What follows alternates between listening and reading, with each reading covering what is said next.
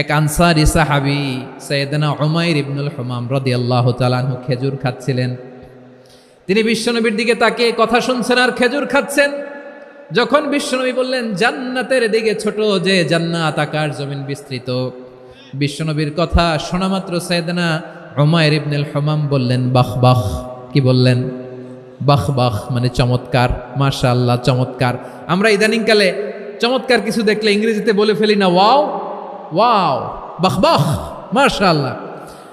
বিশ্বনবী বললেন মা ইয়াহমিলুকা আলা কওলিকা বাহ বাহ ইয়া উমাইর।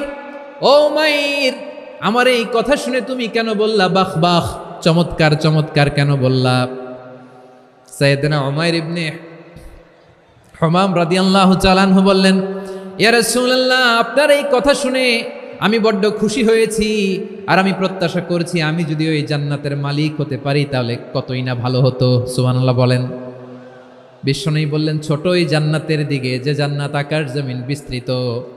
আপনার এই চমৎকার মুখনিসৃত কথা শুনে আমার হৃদয়ের মধ্যে জান্নাতি হওয়ার বাসনা জেগে উঠলো, এজন্য বলেছি বাহ বাহ, আমি যদি ওই জান্নাতে যেতে পারতাম কতই না ভালো হতো।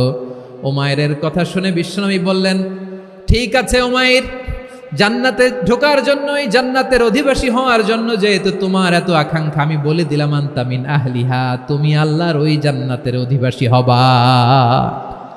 যাও উমাইর, তুমি ওই জান্নাতের অধিবাসী, ওই জান্নাতে তুমি ঢুকবা, তুমি জান্নাতি। তার মানে সহজ কথায় তুমি জান্নাতি। সুবহানাল্লাহ বলেন।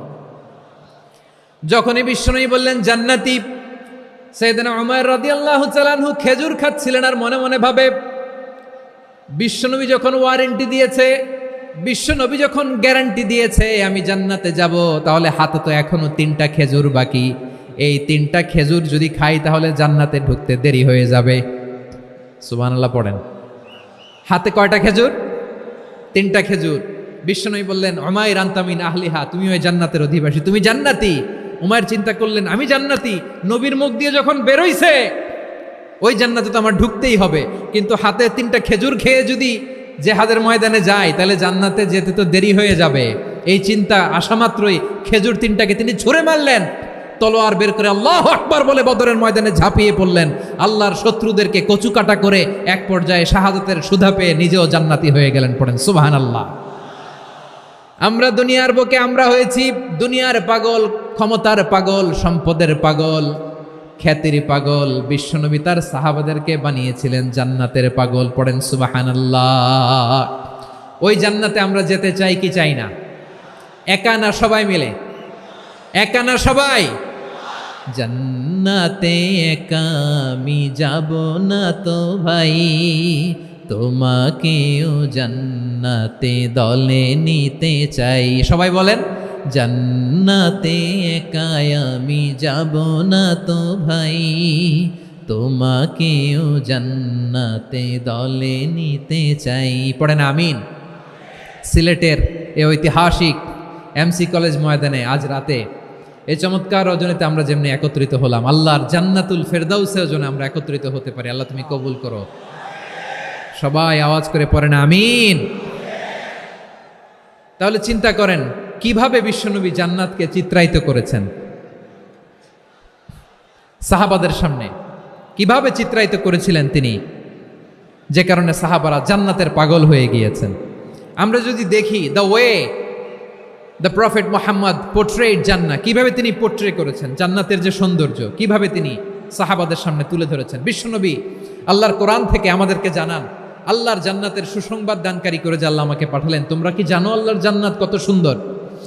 কোরআন থেকে বিশ্বনবী আমাদেরকে জানান ফালা তা'লামু নাফসুম মা উখফিয়া লাহুম মিন কুররাতি আ'য়ুন জাযাআম বিমা কানু ইয়া'মালুন। মানুষের কর্মের প্রতিফল হিসেবে কত চমৎকার জান্নাত রব্বুল আলামিন নাজ নেয়ামত দিয়ে পরিপূর্ণ করে আমাদের জন্য প্রস্তুত করে রেখেছেন। পৃথিবীর কোনো মানুষ সেটা জানে না। পড়েন সুবহানাল্লাহ।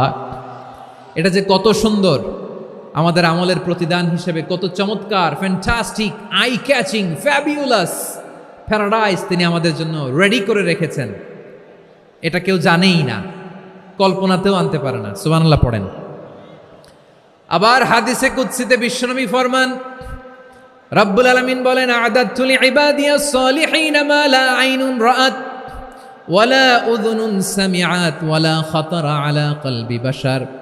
আল্লাহ বলেন আমার নেককার বান্দাদের জন্য এমন চমৎকার জান্নাত আমি রেডি করে রেখেছি, মা লা আইনুন রাআত, কোন চোখ সে জান্নাতকে দেখে নাই, ওয়ালা উযুনুন সামিআত, কোন কর্ণকুহর সেই জান্নাতের আওয়াজ শোনে নাই, ওয়ালা খাতারা আলা কলবি বাশার, মানুষ কল্পনাতেও জান্নাতের ছবি আঁকতে পারে না। সুবহানাল্লাহ, কল্পনাতেও ছবি আঁকতে পারে না। পৃথিবীর যত বিখ্যাত বিখ্যাত ডিজাইনাররা আছে সবাইকে একসাথে বসিয়ে যদি আমরা বলি জান্নাতে যে চেয়ারের মধ্যে আমরা বসবো, এই চেয়ারের একটা ডিজাইন করেন তো, কোটি কোটি ডিজাইনকে একসাথে করা হলেও জান্নাতের একটা চেয়ারের ডিজাইন হবে? প্রিয় সিলেট, আওয়াজ করে বলো, জান্নাতের একটা চেয়ারের ডিজাইন তারা করতে পারবে না। কেমন জান্নাতে আমরা যাব? বিশ্বনবী কিভাবে জান্নাতকে আমাদের সামনে চিত্রায়িত করেছেন, পোট্রে করেছেন। তিনি বলেছেন জান্নাতীরা যখন জান্নাতে ঢুকবে ফেরেশতারা জান্নাতীদেরকে বলবে ওয়া ইন্না লাকুম আন তাসিহু ফালা তাসকামু আবাদা, ও জান্নাতীরা তোমরা আজীবন সুস্থ থাকবা, কোনোদিন অসুস্থ হবা না। সুবহানাল্লাহ বলেন। আচ্ছা, আজকের এই মাহফিলে যারা এসেছেন কোনোদিন অসুস্থ হন না এরকম কে কে আছেন? হাত তুলেন তো দেখি। ওই যে হাত তুলছে, পাওয়া গেছে, চিরসুস্থ। তোমরা কোনোদিন অসুস্থ হও নাই? অসুস্থ হও নাই? তা তুমি আর জান্নাতে যেয়ে কি করবা? তুমি তো জান্নাতেই আছো। তাইলে ফেরেশতারা বলবে ওয়া ইন্না লাকুম আন তাসিহু ফালা তাসকামু আবাদা, এটা এমন জান্নাত চিরকাল সুস্থ থাকবা, কোনোদিন অসুস্থ হবে না। সুবহানাল্লাহ বলেন। ওয়া ইন্না লাকুম আন তাহইয়াউ ফালা তামুতু আবাদা, তোমরা অমর হবা, মৃত্যু তোমাদের স্পর্শ করবে না। সুবহানাল্লাহ। অমর হওয়ার জন্য আমরা কত কিছু করি। জান্নাতে গেলে অমর হওয়া যাবে, ঠিক কিনা বলেন? তোমরা চিরকাল বেঁচে থাকবা, তোমরা আর মরবা না। ওয়া ইন্না লাকুম আন তাশিব্বু ফালা তাহরামু আবাদা, তোমরা চির যুবক থাকবা, আর বার্ধক্য তোমাদের স্পর্শ করবে না। সুবহানাল্লাহ বলেন। এই দুনিয়ার সুখ আনন্দকে নষ্ট করে দেয় বার্ধক্য। মানুষ বুড়ো হতে চায় না। দেখবেন যে দাড়ি যার একটু সাদা হয়ে গেছে কতভাবে ওইটার একটু লুকিয়ে রাখার ট্রাই করে, আছে না নাই? হ্যাঁ, এটারে কলপ দেয়, এটার কেউ মেহেদি দেয়, এটারে কেউ কেটে কুটে। এই যে আমারও তো পাকতেছে এদিক দিয়ে, এ তো আজ থেকে 5 বছর আগেও তো কুচকুচে দাড়ি ছিল, চুল ছিল, রং ধরা যৌবন জং ধরে শেষ। এই তো জীবন। This is the circle of life, এটাই লাইফ। এই যে পাকতেছে এইখানে পাকতেছে, দিস ইজ লাইফ। তো মানুষ বুড়ো হতে চায় না। এখন দেখবেন যে অনেক শ্যাম্পু বেরোইছে, শ্যাম্পু অ্যান্টি এজিং শ্যাম্পু। কি এজিং? Anti ageing. ক্রিম বের হয়েছে, ক্রিম, অ্যান্টি এজিং ক্রিম। এটা বলে অ্যাট্রাকশন লাগায় আর কি, যে এটা মাখলে মানুষ আর বুড়ো হয় না, এই শ্যাম্পু দিলে মানুষ আর বুড়ো হয় না। ভারতের একজন ধনকুবের আছে, নাম শুনেছেন না? মুকেশ আম্বানি। ওনার স্ত্রী নীতা আম্বানি, আমি একটা নিউজে দেখলাম যে তিনি গোল্ড ওয়াটার খেয়েছেন। 1 বোতল গোল্ড ওয়াটারের দাম মোস্ট লাইকলি $60,000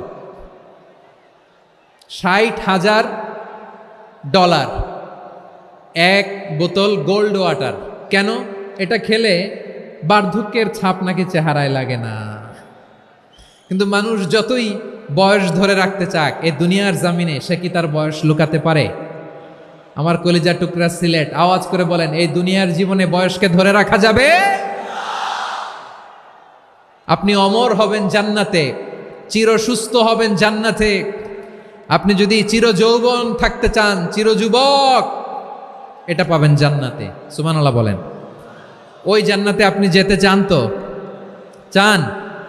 এভাবে বিশ্বনবী উম্মতের সামনে জান্নাতকে চিত্রায়িত করেছেন, পোট্রে করেছেন। এজন্য বিশ্বনবীর বৈশিষ্ট্য দিয়েছেন আল্লাহ তাআলা মুবাশশিরাম বিল জান্নাহ।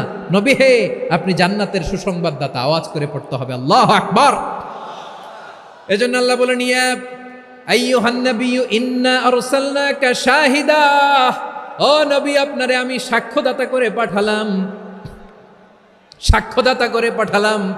মুবাশশিরা শাহিদান ওয়া মুবাশশিরা, আপনারে আমি জান্নাতের সুসংবাদদাতা করে পাঠালাম। 3 নম্বরে হলো নাযীরা, আপনাকে আমি জাহান্নামের সতর্ককারী রূপে প্রেরণ করলাম। পড়েন সুবহানাল্লাহ।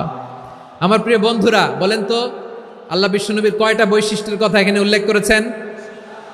এই যে মাশাআল্লাহ, আওয়াজ করে বলতে হবে কয়টা? 5টা। 1 নম্বরে শাহিদান, সাক্ষ্যদাতা। 2 নম্বরে মুবাশশিরা, সুসংবাদদাতা। 3 নম্বরে আমরা আছি নাযীরা, তিনি হলেন সতর্ককারী। সতর্ককারী, দ্য ওয়ার্নার, ওয়ার্নিং দিতে তিনি এসেছেন। হি ওয়াজ দ্য ওয়ার্নার, সতর্ক করতে, সাবধান বাণী দিতে তিনি এই জামিনে এসেছেন। ঠিক কিনা বলেন? 3 নম্বর বৈশিষ্ট্য হচ্ছে জাহান্নামের ব্যাপারে সতর্ককারী। রব্বুল আলামিন বলেন, তাবারাকাল্লাযী নাযালাল ফুরকান আলা আবদিহি লিয়াকুনা লিল আলামিনা নাযীরা। বরকতময় সেই সত্তা যিনি ফুরকানকে মানে এই কোরআনকে তার বান্দার উপর নাজিল করেছেন, যাতে করে বিশ্ব নবী গোটা মানব মণ্ডলীর জন্য সতর্ককারী হতে পারেন। সুবহানাল্লাহ। বিশ্বনবী সবাইকে সতর্ক করতে এসেছে আমার প্রিয় সিলেটের ভাইয়েরা, নাকি শুধু আমাদেরকে? মুসলিম অমুসলিম, আস্তিক নাস্তিক, মুমিন কাফের, সবার জন্য তিনি সতর্ককারী। সুবহানাল্লাহ পড়েন। সূরা আলাক নাজিল হলো, তারপর সূরা মুদ্দাসসির নাজিল হলো। আল্লাহ বললেন, ইয়া আইয়ুহাল মুদ্দাসসির কুম ফাআনযির, কুম ফাআনযির, stand up and warn your people. বিশ্বনবী ওহির ভার সহ্য করতে না পেরে কাঁপুনি এসে গেল, শীত লাগছিল, তিনি চাদর গায়ে দিলেন। আল্লাহ বললেন, ইয়া আইয়ুহাল মুদ্দাসসির, হে চাদরওয়ালা, কুম ফাআনযির, স্ট্যান্ড আপ, ফাআনযির, ওয়ার্ন করো, সতর্ক করো। সুবহানাল্লাহ। ওই যে বিশ্বনবী স্ট্যান্ড আপ, দাঁড়ালেন আর সতর্ক শুরু করলেন, এন্তেকালের আগ পর্যন্ত আর বসতে পারেন নাই। ওই যে দাঁড়ালেন, দাঁড়িয়েই রইলেন, উম্মাকে সতর্ক করেই গেলেন, করতেই থাকলেন। আওয়াজ করে পড়েন আল্লাহু আকবার। ওয়া আনযির আশীরাতাকাল আকরাবিন যখন নাজিল হলো, বিশ্বনবী সাফা পাহাড়ের চূড়ায় উঠে গেলেন, ডাকতে আরম্ভ করলেন, ও আমার বংশের লোকেরা, ও আমার সম্প্রদায়ের লোকেরা, আমি যদি বলি পাহাড়ের পেছনে একদল ঘোড়সাওয়ার তোমাদেরকে আক্রমণ করার জন্য রেডি হয়ে আছে, ও আমার মক্কাবাসী, আমার কথা তোমরা বিশ্বাস করবা নাকি? সবাই এক বাক্যে বলে দিল, বিশ্বাস করব। সুবহানাল্লাহ।